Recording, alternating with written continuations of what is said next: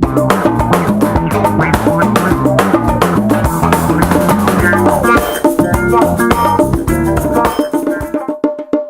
world, how you doing? Errol Sykes here, your Indonesian Filipino, and today I'm going to be talking about the current state of Boracay and the decision that President Duterte has made closing down the island come April the 26th.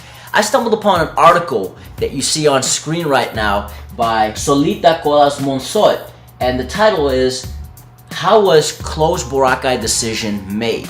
Now, the reason why I wanted to react to this is because a lot of people that I saw in my previous video in the comment section were calling me out for not knowing what I was talking about, claiming that I had to do more research, claiming that I was a foreigner, all types of things that were nice to know about, but not really progressing. How can you talk about a problem all the time without thinking of a solution? When somebody says something and does something else, then you should call that person out, even though you love that person. So for example, President Duterte, I love him.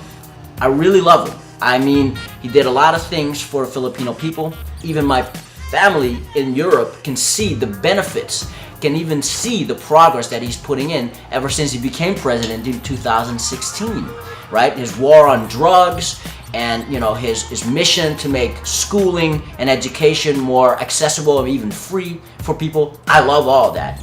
Again, like I said in my reaction video, I love President Duterte, especially from a moral point of view, right? That being said, he ain't perfect, just like everybody else, which means that if you can just use your common sense and he says something in one point in time and then he says something else in another point in time, you can call him out. I just want to talk about that a little bit today to broaden your minds. You don't have to agree with me, but just at least be open to thinking differently. It doesn't mean that you have to think differently of President Duterte. It doesn't mean that you have to think differently from his actions. It doesn't take away anything that he accomplished so far. All I'm saying is, with this particular situation in Boracay, there's a lot of different sides to the story. And if you're open to at least listen to some parts of these stories, you can broaden your thinking. Alright, so let's get into the article. Now, Solita says, on February 10th, in Davao, President Duterte made his claims of Boracay being a cesspool. He then gave Boracay 6 months to clean up, literally, its act, or he would close it. He literally said these things. I give you 6 months to clean the goddamn thing. Apparently, he told Environment Secretary Roy Cimatu to destroy establishments that are violating environmental and health regulations. In the time that I was in Boracay, especially the last 3 months, they were closing down the establishment. It was a hot topic. It was spreading across the streets all the time. And there's places like Spider House, which is a hostel that was being run by a Canadian, but definitely they violated, the rules of the island. It was built illegally. So that was the first thing to go. But in Boracay, it was a very, very common thing to go to Spider House because of its beautiful view and sunset that you can check out there. I've never been there, but a lot of locals or a lot of people working there on their day off would go to Spider House, and one of those establishments that had to be closed because of the situation in Boracay. You go to the water, it's smelly. Smell of what? Shit. You go into the water, it's smelly. Smell of what? Shit. Those are literally the quotes that President Duterte has made. And I questioned the credibility of those facts. And I got a lot of bad comments for that just by stating a fact. There are parts in the island of Boracay that, are, like waste dumps, or that are ugly, that are smelly. But President Duterte made that claim as if to say that all of Boracay was smelly and smelled like shit. And it's backed up by what Solita Colas Monsot says here. I don't know when or if President Duterte has visited the island since the start of his presidency.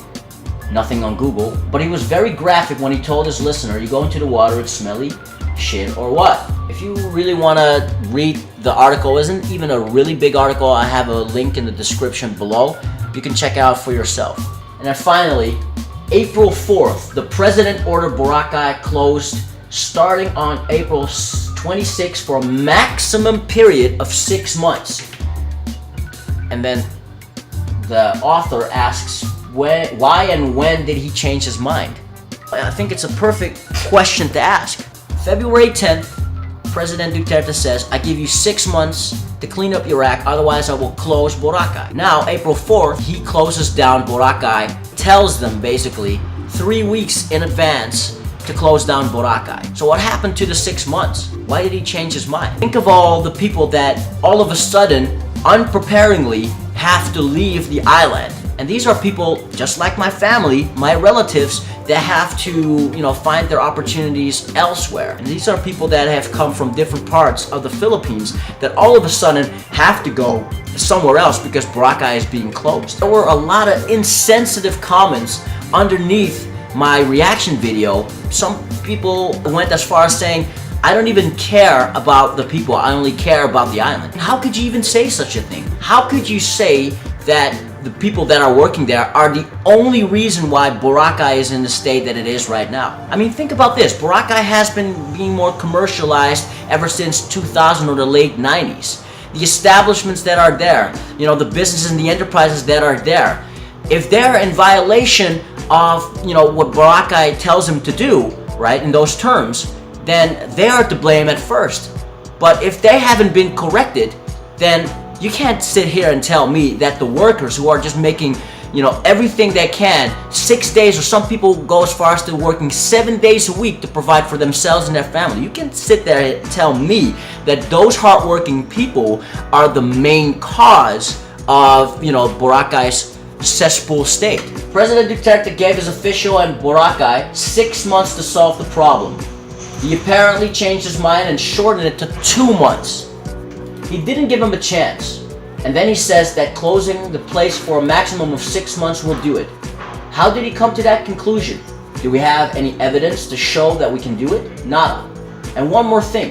In all these, we seem to forget Simatu's finding that 50 to 60% of the establishment on Boracay are compliant with the laws, etc. Then why are they being punished? Is accepting such enormous collateral damage part of the decision-making of this administration? And again, the reason why I make these videos, the reason why I have this channel, the reason why I voice out my opinion so thoroughly is because I'm just asking questions to hopefully change and alter your thinking a little bit. I love President Duterte. I love what he's done. I love what he will be doing with Boracay and his vision for it, if his agenda is to clean up the island. If he really cares for the people that he said that he was going to aid them and offer them 2 billion pesos. And I will love President Duterte no matter what. No matter how controversial people here in this part of the world would think he is, I still love my President Duterte. All I'm saying is, no matter how good President Duterte is doing, no matter how much he represents us in the Philippines and even overseas, when he says something and does something else later on, you should be able to question that. Because if you're not able to question that, what guarantee will you have when Boracay gets back to his former self? What guarantee will you have on progress for the Philippines when President Duterte leaves office? Please think for yourself, because that's the only way that we as Filipinos will progress. Thank you so much for watching. Let's have a conversation below and let's keep it civil, because this is about progress. We're talking about progress of Boracay, but we're also talking about the Philippines' progress. And it all starts with this. If we change the way we look at things, the things we will look at will change. I'm your host, your Indonesian Filipino, Errol Sykes. Kita-kits.